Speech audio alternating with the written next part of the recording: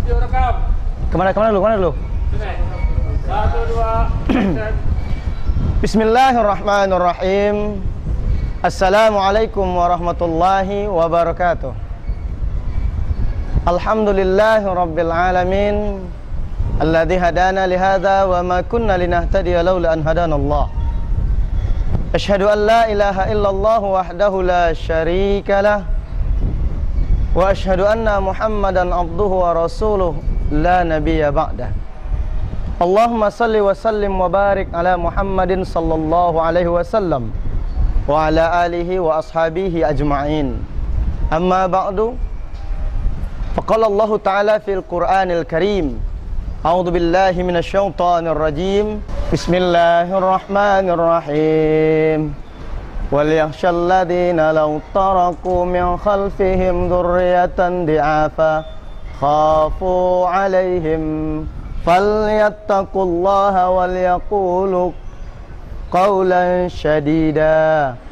Shadaqallahul azim. Para pemirsa yang dirahmati Allah Subhanahu wa taala. Pada pagi yang cerah ini di tepi laut Kota Dumai, kita rasakan semilir angin sebagai nikmat dan karunia Allah yang Allah bagi kepada kita, yang patut kita syukuri. Dan kita berselawat kepada Rasulullah sallallahu alaihi wasallam dengan ucapan Allahumma shalli ala Muhammad wa ala ali Muhammad. Rasulullah ajarkan kita kehidupan sehingga kita mengerti bagaimana menjadi manusia yang mengerti makna hidup. Pada kesempatan pagi yang baik ini, kita akan sedikit melihat persoalan tentang kualitas anak-anak kita. Allah berfirman dalam surah An-Nisa ayat 9. Hendaklah kamu takut, kata Allah Subhanahu wa taala. Jadi Allah beri kita peringatan. Yang punya ketakutan itu orang tua. Seharusnya orang tua ada rasa ketakutan. Takut kalau meninggalkan anak-anaknya dalam keadaan lemah. Jadi Allah ingatkan kita jangan sampai kita meninggalkan anak-anak kita lemah. Lemah dalam hal apa? Pertama adalah yang paling utama dan paling penting adalah pendidikan agama. Ilmu. Jangan biarkan anak-anak kita beragama hanya sesuai kebiasaan saja.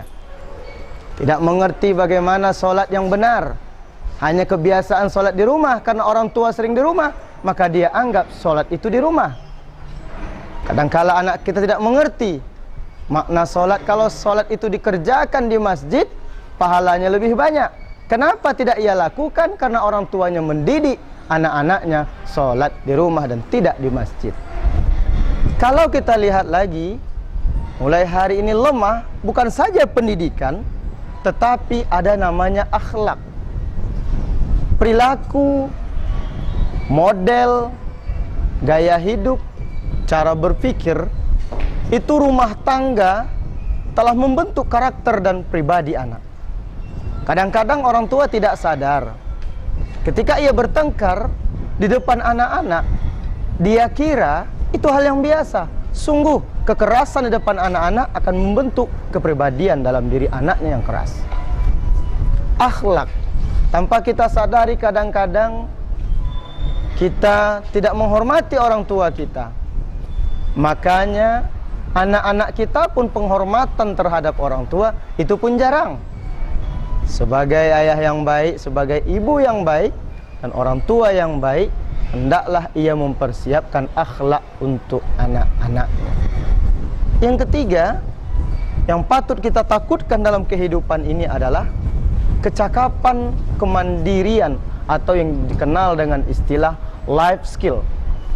Life skill itu seorang anak harus punya kemampuan mandiri, tidak hanya disuapi oleh ayah dan ibunya, sehingga ia tidak mampu melaksanakan suatu pekerjaan berdasarkan kemampuan dan keahliannya. Ia tergantung dengan orang yang berada sekitarnya.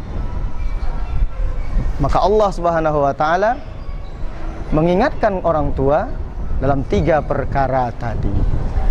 Rasulullah sallallahu alaihi wasallam mengajarkan, "Addibu auladakum," ajarkan anak-anakmu. Biqiraatil Quran, dengan baca Al-Quran. Warimayah, dengan memanah. Rasulullah yang pertama diajarkan kepada anak-anak itu adalah Al-Quran.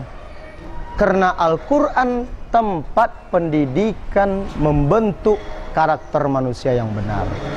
Hari ini Al-Quran jauh di tengah-tengah kita. Al-Quran jauh dari waktu ke waktu berhadapan dengan kita.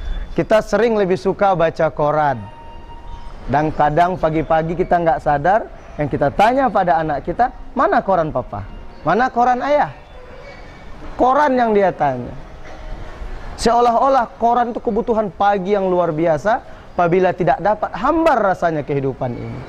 Tapi si anak mengamati, apa yang dibaca ayah setiap pagi? Maka kadangkala bangun tidur, orang tua tidak dilihat oleh anak-anaknya membaca Al-Quran. Maka pendidikan rumah tangga itu tidak akan terpenuhi kalau tidak ada suri tauladan di dalam rumah tangga itu. Rasulullah SAW merupakan uswah hasanah kita, contoh teladan kita, sehingga yang dilakukan Rasulullah merupakan acuan kehidupan kita. Umar bin Khattab setiap harinya menganjurkan cukup baca 5 ayat di pagi hari, 5 ayat di sore hari. Tanpa kita sadari, satu hari kita sudah membaca 30 ayat dari bahagian Al-Quran. Kebiasaan itu akan membentuk karakter dan budaya dalam rumah tangga. Maka anak-anak yang melihat, yang menonton dan menyaksikan rumah tangganya, orang tuanya mengaji, dan orang tua yang membaca Al-Quran, tentu tertanam dalam diri anak sebuah pendidikan bahwasanya Al-Quran itu merupakan pedoman hidup yang harus dicintai dan dipelajari. Hari ini anak kita sangat susah ditemukan yang bisa baca Al-Quran dengan ilmu tajwid. Sudah kelas 2 SMP, kadang mereka tidak pandai baca Al-Quran. Maka bayangkan ketika mereka menjadi orang tua, menjadi calon seorang ayah, akan membentuk keluarganya. Dia tidak pandai baca Quran, bagaimana mungkin dia bisa mengajarkan Al-Quran kepada anak-anaknya? Wajar hari ini kita temukan di mana anak-anak kita tidak mengerti dan tidak bisa membaca Al-Quran. Kita lebih asik dengan sempoa, kita lebih asik dengan les komputer, kita lebih asik dengan les bahasa Inggris. Kalau untuk urusan yang tadi, kita mampu bayar mahal. Tetapi kalau urusan pendidikan agama, untuk mengaji, masuk madrasah, taman pendidikan Al-Quran, SPP-nya saja sudah murah, malas pula membayarnya. Inilah yang terjadi hari ini. Bukankah kita yang tidak menghargai agama kita sendiri? Maka Allah ingatkan kita, takutlah sebagai orang tua meninggalkan anak-anak yang lemah di dalam pendidikan. Rasulullah bersabda, "Man aradat dunya fa'alaihi bil ilm." Barang siapa yang ingin dunianya bagus, maka kuasailah dengan ilmu. "Wa man aradal akhirah fa'alaihi bil ilm." Barang siapa yang ingin akhiratnya bagus, maka milikilah ilmu akhirat. "Wa man aradahuma fa'alaihima bil ilm." Kalau ingin kedua-duanya, hendaklah kita miliki ilmu dunia dan ilmu akhirat. Di dunia, agar kita bisa membayar zakat, tentu kita punya keahlian dalam mencari nafkah. Di dunia, kalau kita ingin menjadi suri tauladan, terlebih dahulu kita mencontohkan. Para pemirsa yang dirahmati Allah Subhanahu wa taala, itulah yang disebut dengan pendidikan.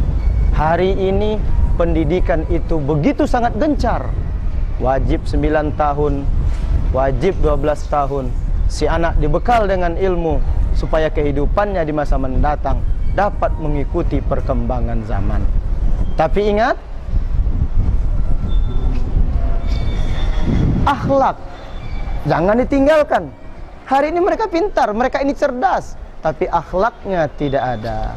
Justru kepintaran itu akan menghancurkan dirinya dan menghancurkan masyarakat yang ada di sekitarnya nanti. Kenapa? Karena Rasulullah diutus hanya untuk memperbaiki akhlak. Innama bu'istu liutammima makarimal akhlak. Maka akhlaklah yang patut dibenahi. Mari kita ciptakan rumah tangga di mana anak-anak kita punya akhlak yang baik. Akhlak kepada diri sendiri, akhlak kepada Allah, dan akhlak kepada kedua orang tua, serta akhlak bermasyarakat. Para pemirsa yang dirahmati Allah Subhanahu wa ta'ala, akhlak tidak akan tertanam kecuali orang tuanya mengajarkan kepada anak-anaknya bagaimana punya kepribadian yang baik. Tetapi apabila sudah dimiliki akhlak, pengetahuan sudah, kecakapan hidup tidak ada, maka sulitlah ia di masa tua. Hari ini banyak anak-anaknya hidup masih dengan orang tua. Kadang-kadang sudah berkeluarga, masih bergantung dengan orang tuanya. Maka Allah ingatkan kita dalam surah An-Nisa, didiklah anak kita dengan ilmu dan pengetahuan. Didiklah anak kita dengan akhlak yang baik, dan didiklah anak kita memiliki kecakapan dalam hidup. Maka ketiga hal itu, insya Allah kita akan mendapatkan anak yang soleh, anak yang kita banggakan, anak yang membahagiakan hati, dan anak yang menghilangkan lelah kita dalam rangka menghidupi kita, keluarga, dan anak-anak kita. Para pemirsa yang dirahmati Allah Subhanahu wa ta'ala, jangan sekedar takut anak-anak kita nanti tidak punya rumah, anak-anak kita nanti tidak punya pekerjaan, tapi lebih takutlah kita anak-anak kita tidak punya agama nantinya. Sebagaimana pesan Nabi Allah ketika sebelum wafat, Ibrahim katakan kepadanya, apa yang kau sembah setelah aku wafat nanti?